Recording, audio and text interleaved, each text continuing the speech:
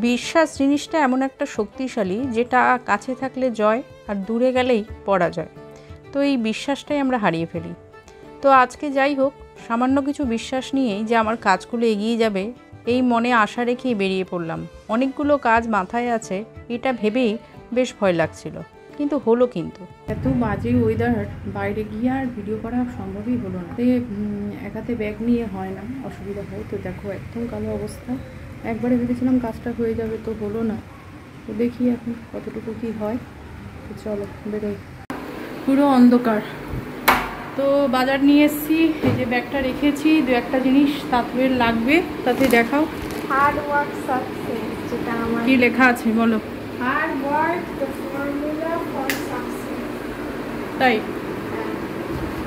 আর পিছনের দিকে কি লেখা আছে দেখ দেখি। Believe in yourself and you will be unstoppable. জোরে বলো। Believe in yourself and you will be unstoppable. তাই? হ্যাঁ। মানে দাঁড়াচ্ছে কিছু? হ্যাঁ। তো আর নিয়েছে আমার একটা পছন্দের স্কেচ। এটা তাড়াতাড়ি আঁকতে খুব ভালোবাসে, ছোট তো বেশ কম্প্যাক্ট আছে। আর ক্লেটা দেখাও সবাইকে, ক্লেটা কি জিনিস।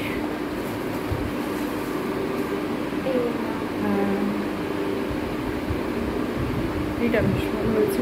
এটা না জানিস তো ছোট সাইজটা ছিল, তো আমি একটু বড় সাইজ নিয়ে আসলাম। তো সুবিধা হবে, কিন্তু নষ্ট করবে না, হাওয়া ঢুকে গেলে কিন্তু নষ্ট হয়ে যাবে।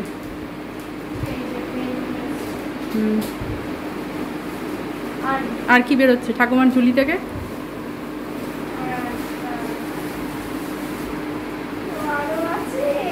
আর কি আছে?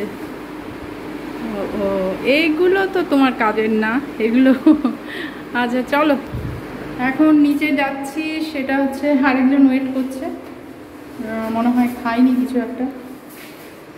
তো ওকে একটু দিয়ে আসি কিছু খাওয়ার জন্য। সবসময় থাকে না, সবসময় বিস্কুটটাই দেওয়া হয় ম্যাক্সিমামই, কিন্তু অনেক সময় রুটি থাকলে আমি দিয়ে দিই। তো এখানে মাছটাকে নুন হলুদ মাখিয়ে গেছিলাম, আর একবারেই দু কাজ কমপ্লিট হয় না। তেলটা বেশি পেটে গেছে, কিছুটা থেকে যায় কাজ। ভাবলাম যে পরের দিকে মোবাইলটা নিয়ে বেরোবো, কিন্তু এত বৃষ্টি আর মোবাইলে চার্জ ছিল না। তো আমার এখানে দেখো গরম গরম মাছের, আজকে সত্যি সত্যি মনে হচ্ছে বৃষ্টি, বর্ষাকাল শুরু হয়েছে। এত বৃষ্টি যে আর বলার কথা না, ওয়েদারের অবস্থা খুব। তো যাই হোক, আমার যেটুকু দরকার ছিল নিয়ে চলে এসেছি। সকালের দিকে একবার গেলাম, আবার গেলাম, কারণ একবারে হলো না, সবটা কাজ হয়ে উঠলো না। এদিকে যাই হোক, বাড়িতে এসে আমি গুছিয়ে নিলাম। আর এখানে আলু পেঁয়াজটা রেখেছি, আর বাকিগুলো মুদিখানা জিনিসগুলো ভেতরে ঢুকিয়েছি। আর এই চাটা নিয়ে আসলাম। এই চাটা বেশ ভালো জানো তো, গ্রিন টি, কিন্তু বেশ টেস্টটা লিকার চায়ের পক্ষে একদম আদর্শ। তো চলো, মোটামুটি সব কাজ শেষ, এবার খাওয়া দাওয়া মেটাই, পরে এবার আসছি তোমাদের সঙ্গে কথা বলতে। তো খাওয়া দাওয়া হয়ে যাচ্ছে, এখন যাচ্ছি একটু নিচে। আর সবজি এসছেন দাদা, বেলা হয়ে গেছে, 3টে হয়ে গেছে। তাও যাই হোক, নিই কিছু একটা, একদমই সবজিটা নিই। আর বাইরে এত বৃষ্টি করছিল, আজকে বাজারের দিকে ঢুকতেই পারিনি।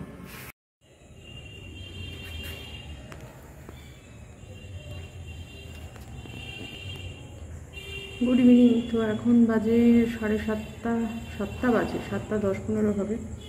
এখন কুকুরটা এসছে, খিদে পেয়েছে। আমি রাস্তা দিয়ে আসছি, আমার সাথে সাথেই হাঁটা দাঁড়িয়েছে, জানি একটু খাওয়াটাও হয়। রুটি ছিল, রুটি দিলাম, রুটি খাচ্ছে। একটা আগে দিয়ে দেখলাম যে রুটি নিয়ে এসেছি, যে খাবে কি না, না খেলে দেবো না। দেখলাম না, খিদে আছে।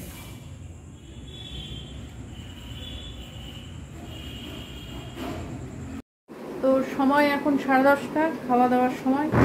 তো আজকে রান্না একটু স্পেশাল বলতে ওই রুটির বদলে পরোটা, আর ডিম বা সোয়াবিনের বদলে মাংস।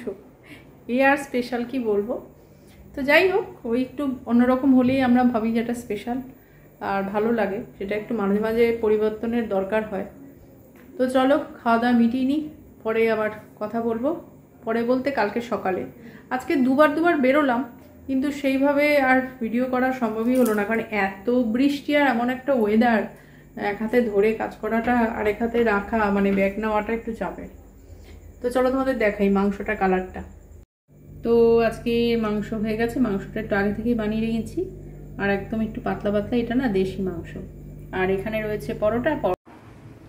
অনেকদিন পর আজকে এটা জবা ফুল ফুটেছে, জবা ফুলের কালারটা দেখেছো, একদম ভেতরটা লাল আর সাইড দিয়ে ঘি কালার। তো আজকে আর বেশি ফুল ফোটেনি, দেখো এখানে ছোট ছোট নয়নতারা ফুটেছে, মা লাগিয়ে গেছিলো, সেগুলো বেশ ভালোই ফুটছে। আর এখানে আমার হয়েছে কয়েকটা টগর ফুল। মাঝখানে বৃষ্টির জল পড়াতে না এই টগরগুলো ভীষণ বড় বড় হচ্ছিলো, এই যা দেখছো সাইজ তার থেকে অনেকটা বড় ছিল। তো এখন আবার দেখছি সাইজটা একটু ছোট হয়েছে।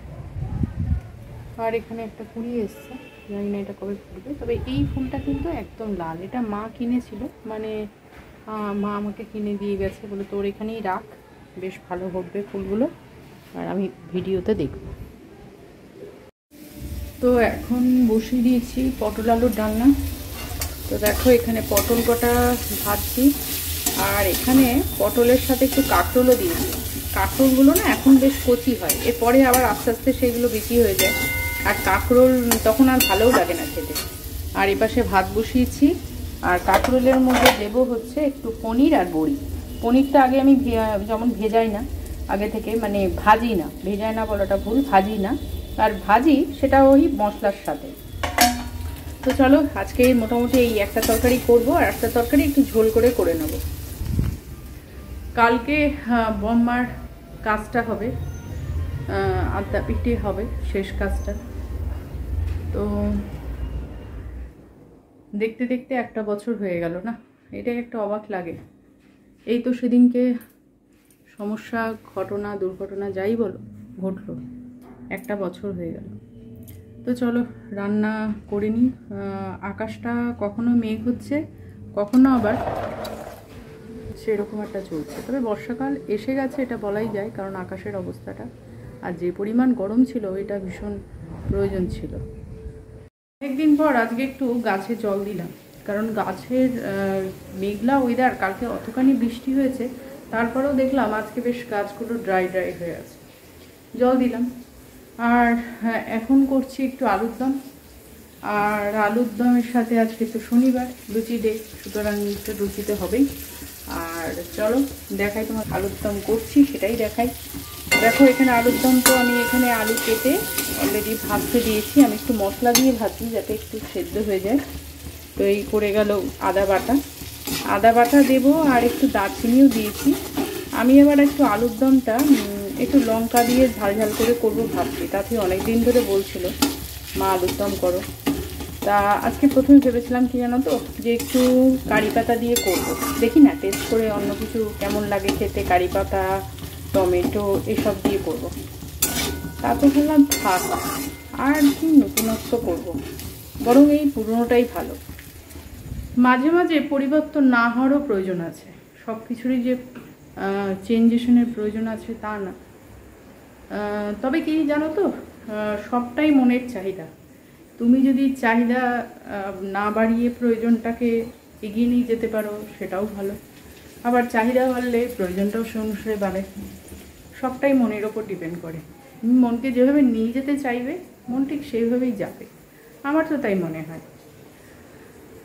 তো চলো ব্লগটা আর বেশি দূর বাড়াবো না, আর বাড়ানোর কিছু নেই, ব্লগটা খুব ছোটোই হয়েছে জানি, তবুও বলি ব্লগটা ঢুকছো, দেখছো, হয়তো একটু হলেও দেখছো, কিছুক্ষণ দেখছো, যদি দেখে থাকো তাহলে ব্লগটা ছেড়ে যাওয়ার আগে একটু লাইক, শেয়ার আর কমেন্ট করতে ভুলো না, এটা একটা অনুরোধ।